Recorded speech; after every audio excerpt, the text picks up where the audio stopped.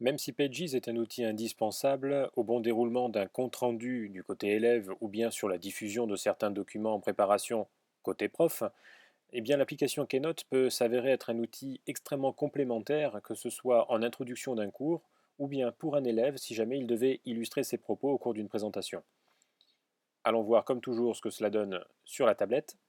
Donc je vais ouvrir l'application Keynote et tomber directement donc sur mes anciennes présentations. Je pourrais en avoir ici beaucoup plus. Elles sont stockées tout comme Pages sur le cloud, eCloud pour être plus exact.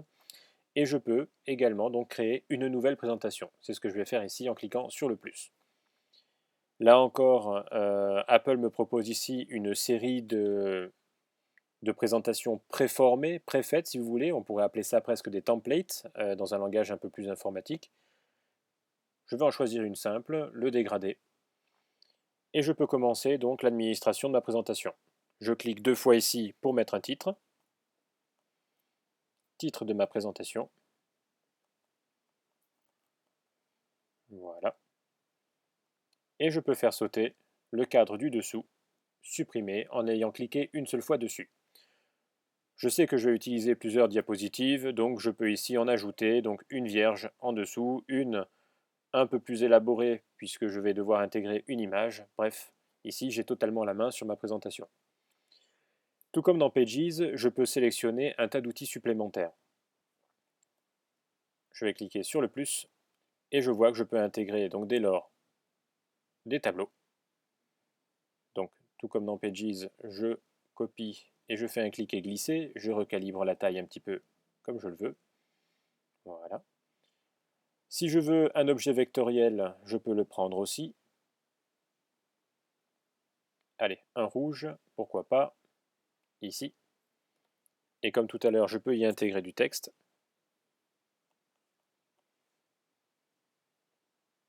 Bref, un tas d'éléments, y compris une photographie, si je donne en tout cas l'accès à Keynote à mon appli photo. Ici, je ne l'ai pas encore fait.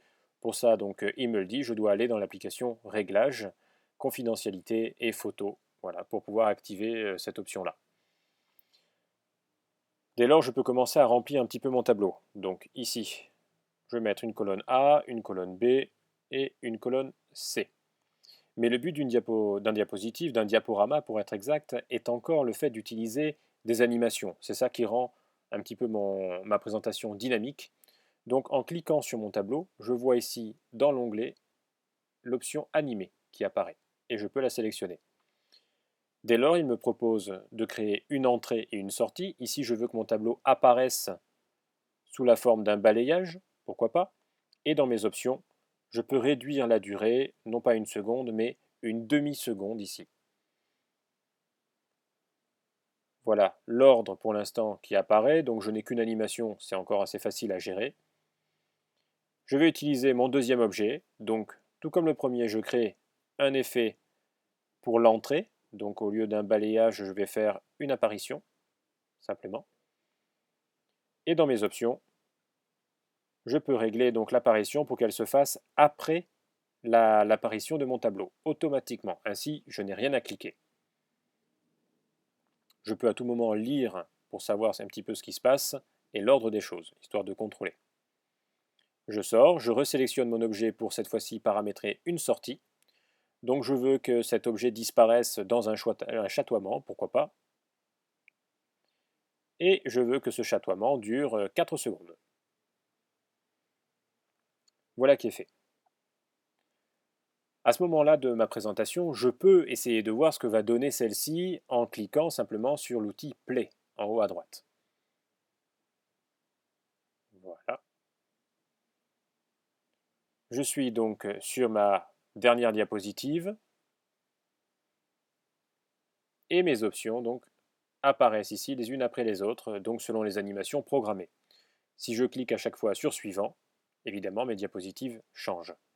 Ce que vous ne pouvez pas voir par contre, c'est ce qui s'affiche sur l'écran de ma tablette.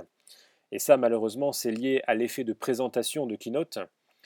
Une chose intéressante, je vais vous en mettre quelques imprimés écran justement à côté dans le manuel numérique, c'est qu'au fil de votre présentation, lorsque vous projetez votre iPad, l'application Keynote va vous montrer plusieurs options que vous pouvez sélectionner, et notamment une très intéressante qui permet de montrer non seulement la diapositive actuelle, mais également la diapositive suivante, ce qui vous évitera de balbutier au changement d'une diapositive ou d'hésiter si jamais vous avez oublié que c'était celle-ci qui arrivait donc à la suite.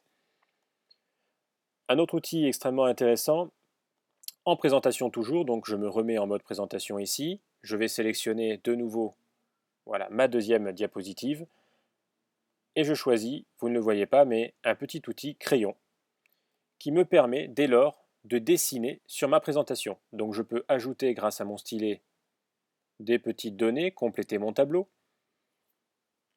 Je peux changer de couleur si cela me chante.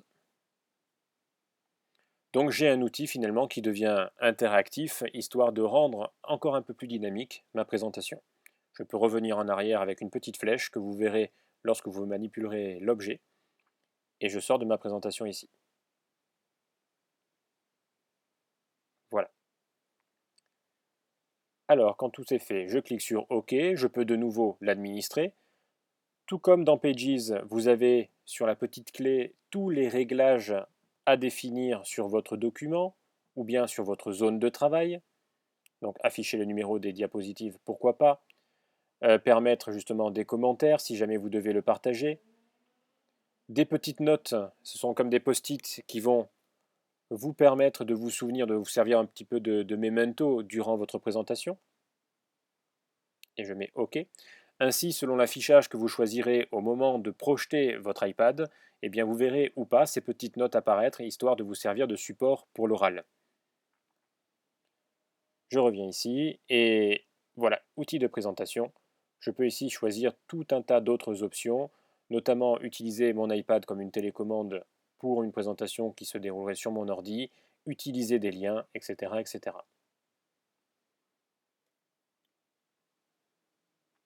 Si votre présentation est complète, tout comme dans Pages, il vous suffit de sélectionner le petit rectangle avec la flèche pour pouvoir en envoyer une copie par mail, éventuellement au message, donc sous la forme d'un Keynote, d'un PDF ou d'un PowerPoint si vous cherchez la compatibilité avec un éditeur sous PC. Donc je vais choisir le Keynote et le mode d'envoi, e-message ou mail, maintenant vous en avez l'habitude. Je peux aussi le synchroniser sur un serveur WebDAV, donc très utile si vous avez un ENT, je le rappelle. Ou bien, tout comme dans Pages, je peux décider aussi de partager le lien. Comme il est stocké sur mon serveur iCloud en permanence, ici un mail ou un message va se préparer et mon interlocuteur n'aura qu'à cliquer sur ce lien pour profiter de ma présentation. Évidemment, si j'envoie un keynote, assurez-vous qu'il pourra bien le lire après coup, donc il est soit un appareil iOS, soit un Mac avec l'application installée dessus. Et j'efface le brouillon.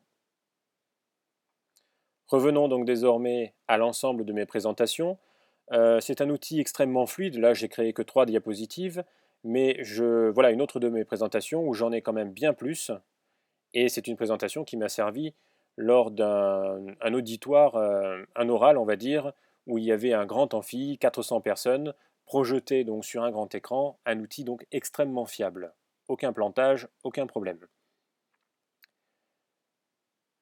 Pour administrer l'ensemble de mes présentations, tout comme dans Pages, je peux cliquer sur Modifier.